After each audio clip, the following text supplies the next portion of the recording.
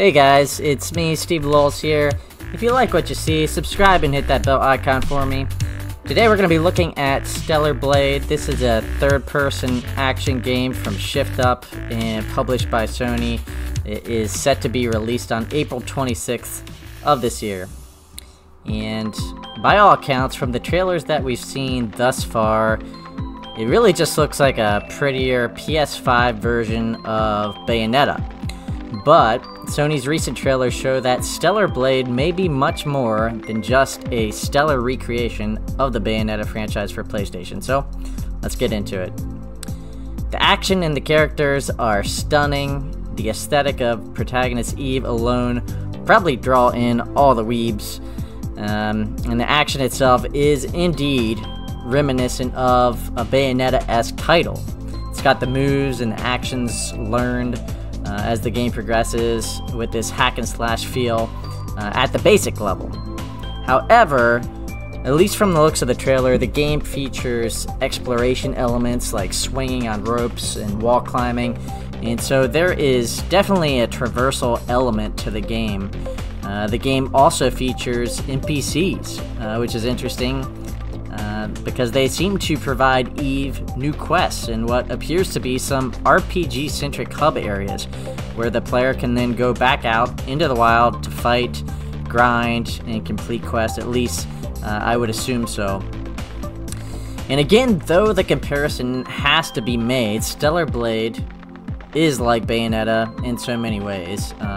The third-person perspective, the blades and guns, the sexy style, it's all there. But while the Bayonetta franchise is now stuck on that rustic Nintendo hardware, stellarblade seems to promise to be a new and engaging stylistic title for a new era. I personally gave up on playing the new Bayonetta games years ago, honestly, just because those games were tied to Nintendo platforms, and I personally just don't love handheld gaming or old-looking games. And this is why stellarblade may be more than just a copy.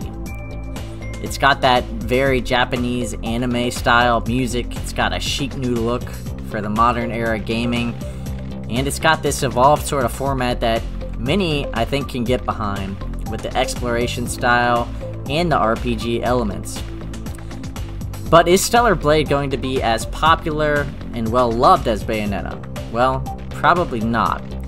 It's still a game that seems to be for a very unique audience, I would say. You know, those who love action games, style, and fun look like they'll have plenty to love, though, with this new exclusive. I am honestly a little surprised that the game isn't getting more attention. You know, games like Yakuza and that whole Yakuza franchise have really taken off as of late, and it seems like the very Japanese-styled game with plenty of charm has really made its way into the mainstream as of late. The new Yakuza game apparently has already sold over 1 million copies, for instance. I can understand as well, though, how some may think that this genre or style is getting a little overused. Another third-person action game from Sony is likely what some see when looking at this title, and they're not wrong.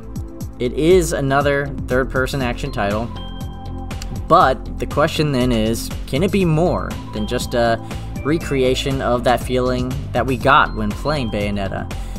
Well, the unfortunate thing, at least from my standpoint, is that it has to be at least as good as Bayonetta, or the game will likely get mediocre reviews, probably with 7s out of 10s, but we'll see what happens.